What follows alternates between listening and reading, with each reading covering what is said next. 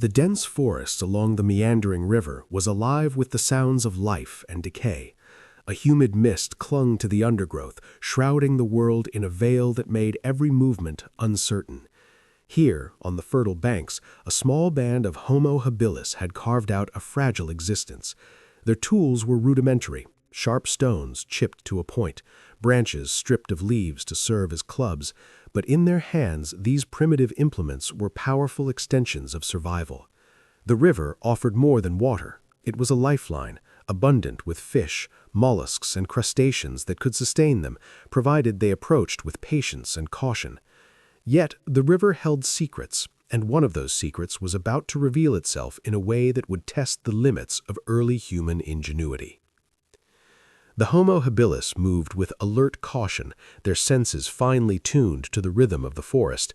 Eyes scanned the trees for predators, ears strained for the slightest rustle, and hands grasped stones with the precision of a mind learning the subtle art of creation. They were small in stature, no larger than modern chimpanzees in some respects, but their brains, slightly larger than their primate cousins, harbored a spark of curiosity and problem-solving instinct that would set them apart. Today, that spark would be tested in a way none could anticipate. Beneath the river's surface, enormous shapes stirred.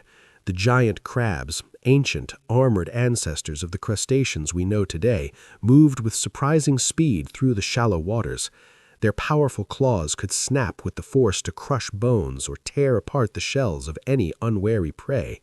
These creatures, relics of a world long predating the first whispers of humanity, had grown to enormous proportions, evolving in isolation along the riverbanks where few could challenge them. Their carapaces glistened in the filtered sunlight, a mosaic of rust red and dark brown, tough as stone and nearly impervious to the simple strikes of early human tools.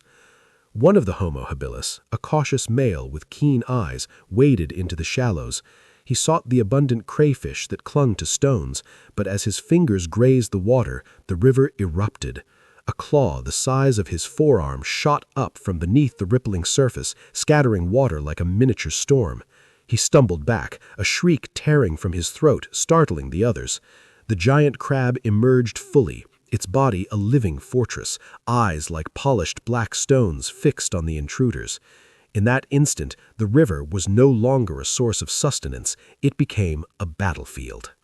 The Homo habilis quickly regrouped on the riverbank. They instinctively huddled, communicating in grunts and gestures, their understanding of each other an unspoken code honed over countless days of survival. Tools were raised, stones were thrown with precision, attempting to strike the armored invader. Yet the claws deflected many of their attacks, snapping shut with a sound that reverberated through the forest. Each strike from the crab was a deadly reminder of nature's raw power, a lesson that survival was never guaranteed. Despite the danger, the early humans did not retreat entirely. Their advantage lay not in brute strength, but in strategy. One of the group noticed the pattern. The crab's movements were deliberate but limited by the weight of its shell. They began circling, working as a collective, hurling stones in coordinated sequences, distracting the giant crustacean while others scouted for vulnerabilities. The riverbank became a stage for a deadly game of intellect versus instinct, a primal contest in which every decision could mean life or death. The giant crab, sensing the threat, shifted tactics. It lunged forward, its claws snapping dangerously close to a young Homo habilis. The sheer size of its pincers made escape almost impossible for one alone, but the group worked together, leaping and ducking with a fluidity born of shared experience. One of them, emboldened by desperation, struck a particularly vulnerable joint in the crab's armor. The sound of stone meeting exoskeleton echoed, a small victory that encouraged the rest to intensify their assault. Blood-red fluid oozed from the crack, a visceral reminder of the creature's life force, and yet it did not falter. This was no ordinary prey, it was a living fortress that demanded every ounce of courage and cunning. Hours seemed to stretch into an eternity as the sun climbed higher. Sweat mingled with river water on the human skin, their muscles ached from exertion, and fear and adrenaline intertwined in a primal dance. Each step was calculated, each throw measured. The Homo habilis were learning, adapting in real time, their brains absorbing patterns and weaknesses, testing hypotheses through action. They were hunters and problem solvers, a species in its infancy, discovering the fundamental principle of intelligence. Survival favors not only strength, but creativity. From the bank, one of the Homo habilis spotted a fallen branch, jagged and sturdy. It was small compared to the crab's armored body, yet it could serve as a lever, a tool to exploit the crab's size and momentum. With coordinated effort, they positioned the branch beneath a claw resting on the riverbed. A sudden push lifted the massive limb, destabilizing the crab. Shocked by the unexpected maneuver, the crab recoiled, its movements slowed. This moment of triumph was fleeting but invaluable. It demonstrated a profound truth. The combination of observation, cooperation, and ingenuity could overcome brute force. The encounter was not just a physical struggle, but an intellectual one. The Homo habilis began experimenting with tactics, learning from failed attempts and iterating their approach. Stones were no longer thrown haphazardly, they were aimed at joints, claws, and other weak points. One individual discovered that striking the shell repeatedly at a single spot could cause it to crack. The giant crab, formidable and resilient, became a teacher in disguise, imparting lessons about the limits of strength and the power of strategy. As the sun dipped lower, casting long shadows across the river, the tide of battle began to turn. The giant crab, exhausted and battered, retreated into the depths, leaving the Homo habilis victorious. They approached cautiously, inspecting the creature, understanding the balance of risk and reward that nature demanded. It was a victory that transcended mere survival. It was an education in the art of adaptation, an evolutionary moment captured in blood, sweat, and instinct. The aftermath of the encounter rippled through the group. They feasted not only on the sustenance provided by the river, but also on the knowledge gained. Stones and sticks had proven their worth as tools. Observation and strategy had proven their value as weapons. The Homo habilis were small and vulnerable in many respects, yet in moments like these they demonstrated the nascent brilliance that would one day define humanity.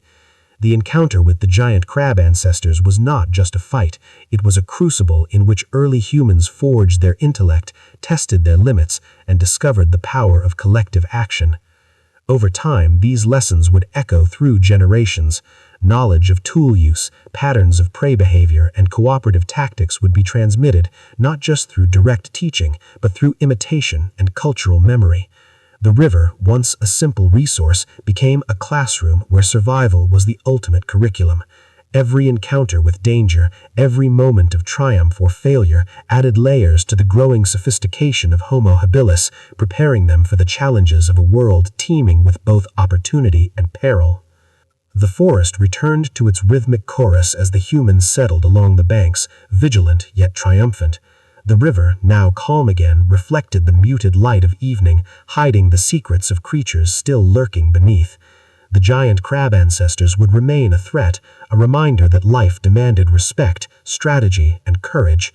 But for Homo habilis, each encounter, each victory was a step forward, a proof that intelligence, however rudimentary, could tip the scales in the most dangerous of environments.